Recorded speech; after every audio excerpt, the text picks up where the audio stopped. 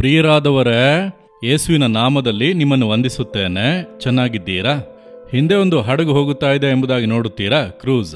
ಜನರು ಟೂರ್ಗೆಲ್ಲ ಹೋಗುತ್ತಾರಲ್ಲ, ಹಡಗಿನಲ್ಲಿ ಟೂರ್ ಎಲ್ಲ ಹೋಗುತ್ತಾರಲ್ಲ, ಅದಕ್ಕಾಗಿರುವಂಥ ಹಡಗು ಇದು. ಕೇರಳ ರಾಜ್ಯದ ಕೊಚ್ಚಿನ್ ಸಮುದ್ರ ತೀರದಿಂದ ನಾನು ನಿಮ್ಮೊಟ್ಟಿಗೆ ಮಾತನಾಡುತ್ತಾ ಇದ್ದೇನೆ. ಈ ಕೊಚ್ಚಿನ್ ಬಂದರಿಗೆ ಇಂತಹ ಹಡಗುಗಳು ಬರುತ್ತವೆ, ಕ್ರೂಸ್ ಎಂಬುದಾಗಿ ಕರೆಯುತ್ತಾರೆ. ಸಾವಿರಾರು ಜನರು ಅದರಲ್ಲಿ ಟ್ರಾವೆಲ್ ಮಾಡುತ್ತಾರೆ. ಕೆಲವೊಮ್ಮೆ 5-10 ದಿನಗಳು ಅದರಲ್ಲೇ ಇರುತ್ತಾರೆ. ಜಾಗಗಳನ್ನು ಸುತ್ತಿ ತೋರಿಸುವಂತ ಹಡಗಿದು ಈಗ ಕೊಚ್ಚಿನ್ ಬಂದರಿಗೆ ಬಂದಿದೆ.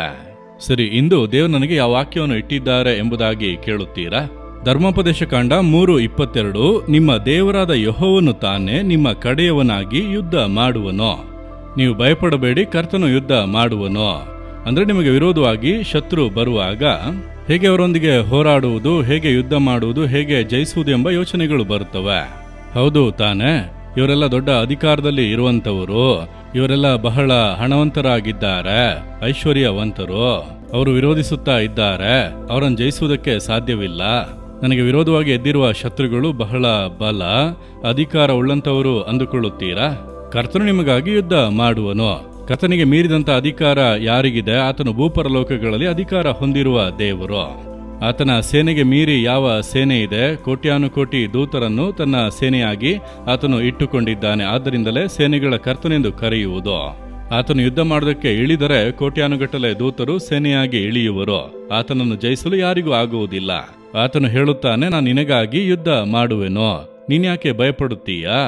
ಆಫೀಸ್ನಲ್ಲಿ ಸಮಸ್ಯೆ, ಬಾಳುವಂತಹ ಸ್ಥಳದಲ್ಲಿ ಸಮಸ್ಯೆ, ಸೇವೆಯಲ್ಲಿ ಇಕ್ಕಟ್ಟು, ಬಿಸ್ನೆಸ್ನಲ್ಲಿ ಇಕ್ಕಟ್ಟು, ಹೋರಾಟಗಳು, ಶತ್ರುಗಳು, ಕಣ್ಣಿಗೆ ಕಾಣದೇ ಇರುವಂತಹ ಶತ್ರು ಸೈತಾನನು ಬೇರೆ ಹೋರಾಡುತ್ತಾನೆ. ಏನು ಭಯಪಡಬೇಡಿ, ಕರ್ತನನ್ನು ಆಶ್ರಯಿಸಿಕೊಳ್ಳಿರಿ. ದೇವರು ಮಾತು ಕೊಟ್ಟಿದ್ದಾರಲ್ಲ, ನಾನು ನಿನಗಾಗಿ ಯುದ್ಧ ಮಾಡುತ್ತೇನೆ ಎಂಬುದಾಗಿ. ಆತನು ಯುದ್ಧ ಮಾಡಲು ಆರಂಭಿಸಿದರೆ ಇನ್ನು ಅಷ್ಟೇ, ಸೈತಾನನು ಓಡಿ ಹೋಗುವನು, ಶತ್ರುಗಳು ಚದುರಿಸಲ್ಪಡುವರು. ಯಾವುದೂ ನಿಮ್ಮನ್ನು ಜಯಿಸುವುದಕ್ಕೆ ಸಾಧ್ಯವಿಲ್ಲ. ಎಷ್ಟೋ ಯುದ್ಧಗಳನ್ನು ನಾನು ನೋಡಿದ್ದೇನೆ, ಪ್ರತಿನಿತ್ಯ ಯುದ್ಧ, ಆತ್ಮೀಕ ಯುದ್ಧ.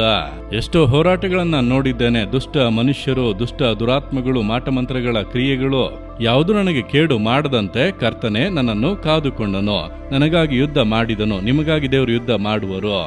ಇಂದು ಒಂದು ಯುದ್ಧ ನಡೆಯಲಿದೆ. ಹಿಂದೆ ನಿಮಗಾಗಿ ಯುದ್ಧ ಮಾಡಿ ಕರ್ತನು ಜಯವನ್ನು ಕೊಡುತ್ತಾನೆ. ಹಿಂದೆ ಒಂದು ಅದ್ಭುತ ಬದಲಾವಣೆಯನ್ನು ಕಾಣಲಿದ್ದೀರಿ. ನೀವು ನಂಬುತ್ತೀರಾ? ಹೇಳಿರಿ, ದೇವರೇ, ನೀವು ನನಗಾಗಿ ಯುದ್ಧ ಮಾಡುವಂತ ದೇವರು, ನನಗೆ ಜಯ ಕೊಡುವಂತ ದೇವರು.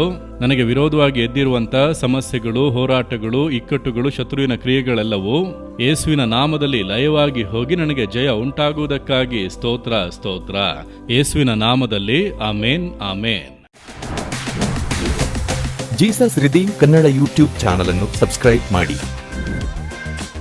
ಸಬ್ಸ್ಕ್ರೈಬ್ ಬಟನ್ ಕ್ಲಿಕ್ ಮಾಡಿ ಮತ್ತು ಬೆಲ್ ಬಟನ್ ಒತ್ತಿ. ಅನುದಿನ ಕಾರ್ಯಕ್ರಮದ ಮಾಹಿತಿ ಪಡೆಯಿರಿ.